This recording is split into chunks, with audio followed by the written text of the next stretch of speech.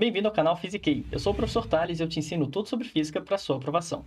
Vamos resolver essa questão do Enem de 2019, que no caderno azul foi a questão de número 111. E se você não conhece a questão ainda, dá um pause no vídeo e tenta primeiro resolver sozinho ou sozinha.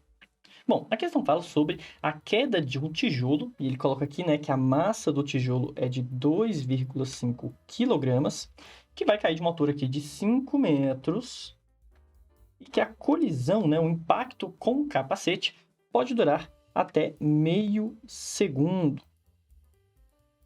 E isso gera uma força impulsiva, né, maior do que o próprio peso do tijolo. Então, aqui nós temos essa tal força impulsiva. Ele fala que a gravidade vale 10 e que é para desprezar resistência do ar. Bom, qual é, né, a força impulsiva média? Equivale ao peso de quantos tijolos iguais? Então, a gente tem que pensar aqui em algumas coisinhas. Como, primeiro, qual é a velocidade com que o tijolo acerta o capacete? Sabendo que ele vai sair, obviamente, do repouso. Então, aqui eu vou fazer o nosso tijolinho, que vai ser esse bloquinho. Ele começa com uma velocidade igual a zero. Aqui eu vou colocar a sua velocidade inicial, igual a 0 metros por segundo. Ele vai cair em queda livre, logo com a aceleração da gravidade. E a gente vai tentar descobrir, depois de 5 metros, com que velocidade esse cara vai estar. Então aqui eu vou pegar o tijolo, colocar um pouco mais para baixo. E prontinho. A gente pode usar, por exemplo, conservação de energia mecânica para descobrir essa velocidade final. Se a gente está desprezando a resistência do ar, então eu posso dizer que a energia potencial gravitacional que ele tinha lá em cima se transforma em energia cinética ao atingir o capacete, né? Então nós temos uma diferença de altura de exatamente 5 metros. E é com essa informação que eu resolvo essa primeira parte do problema. Vamos escrever aqui do lado, ó, por conservação de energia.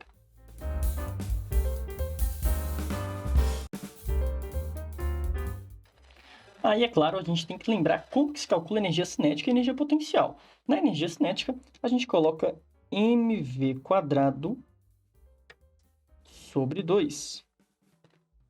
E na energia potencial, a gente coloca mgh, em que esse m é a massa do tijolo, né? G é gravidade, h era a altura inicial e v será a velocidade dele aqui a 5 metros embaixo do ponto de queda.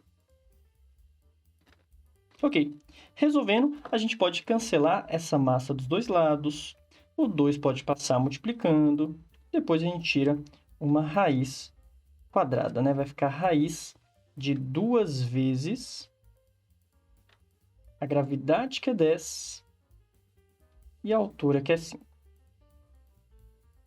Ok? Fica 2 vezes 10, 20. 20 com 5 dá 100. E a raiz de 100 é igual a 10 metros por segundo. Então, na hora que ele vai atingir o capacete, ele já está a 10 metros por segundo. Bom, e aqui vem um momento polêmico da questão. O que acontece depois que ele atinge o capacete? Então, aqui, ó, ele vai estar chegando no capacete do cara.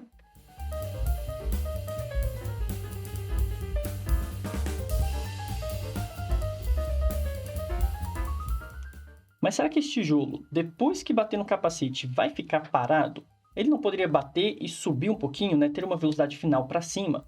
Claro que a gente vai partir do pressuposto do mais óbvio, né? O que a gente espera que aconteça na vida real, que é o tijolo bater e parar. Talvez vai rachar, quebrar, mas ele não vai subir, né? Ele não vai quicar no capacete. Mas é claro que a questão podia ter escrito isso, né? Para a gente não ter nenhuma sombra de dúvida.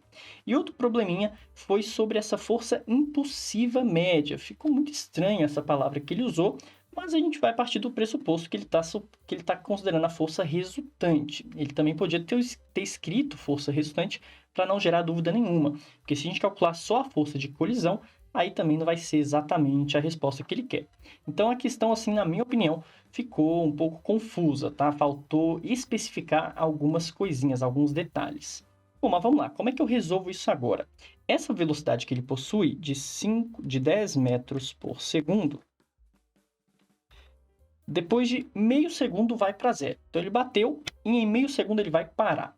Se a gente tem agora informação de tempo, velocidades, massa e quer saber a força, a gente pode usar o tal do teorema do impulso, que eu vou abreviar com TI, teorema do impulso, durante a colisão. Toma muito cuidado, porque a gente não pode mais pensar em energia, né, em conservação de energia, porque numa colisão, a princípio, haverá sim perda de energia mecânica. Então a energia não é conservada durante a colisão. Por isso que a gente usa o teorema do impulso. Poderíamos pensar também em teorema da energia cinética, né, em que há um trabalho sendo realizado. Porém, a gente não tem nenhuma informação de distância durante a colisão, por isso que eu vou para o teorema do impulso. E o que diz o teorema do impulso?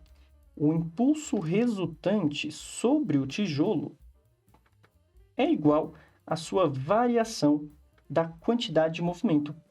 Aqui no impulso resultante, eu coloco força resultante vezes o intervalo de tempo da colisão. E na variação da quantidade de movimento, a gente coloca mv final menos mv inicial. Aqui eu vou usar final como V', tá? E o inicial é o V, que vale 10 metros por segundo. Então, cuidado para não confundir, porque são duas coisas diferentes. Primeiro, é a queda, que eu tenho V0 até V, e agora, durante a colisão, eu vou de V até V', tudo bem? Colocando os valores, a gente fica com força resultante vezes o tempo, né, de meio segundo. Aqui na velocidade final, V', pós-colisão, isso vai ser zero. Então, essa parte aqui já pode zerar. A massa do tijolo, 2,5. E a velocidade inicial, aqui tem um sinal de menos também, né? Quase que eu esqueço. E a inicial vale 10. Então, vai ficar menos 2,5 com 10, que é 25, divide por meio. Força resultante, menos 25 sobre meio. Isso vai dar menos 50 newtons. Entenda agora por que a minha resposta fica negativa, né? Por que será que eu encontrei menos 50 newtons? Isso tem a ver com uma questão de referencial. Na hora que ele bate no capacete, você concorda que a resultante, para poder frear o tijolo, tem que ser para cima. Então, a força de colisão que o tijolo recebe é uma força resultante para cima, que inclui duas forças, né? A força peso do tijolo com a força de colisão. Mas, de novo, a gente vai pensar direto na força resultante. Então, o tijolo recebe essa resultante contrária ao seu movimento, e por ser uma força contrária ao seu movimento, explica o porquê que eu encontrei aqui menos 50 newtons.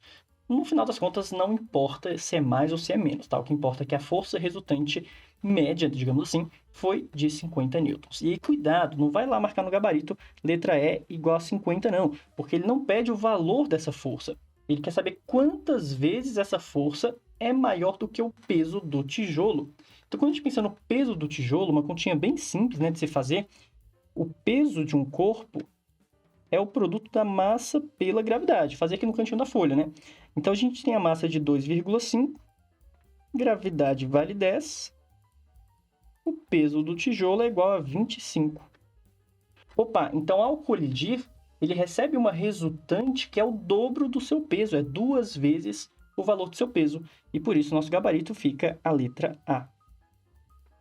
Questãozinha bem legal, bem interessante, porque envolve energia e também envolve impulso e quantidade de movimento. Claro que a parte de energia eu poderia ter feito de outra forma. A gente poderia ter usado, por exemplo, o Torricelli durante esse movimento de queda, né? Porque a gente não sabe o tempo de queda, dava para usar Torricelli, ou as equações horárias do movimento variado. Eu fui para energia, que na minha opinião é o caminho mais simples.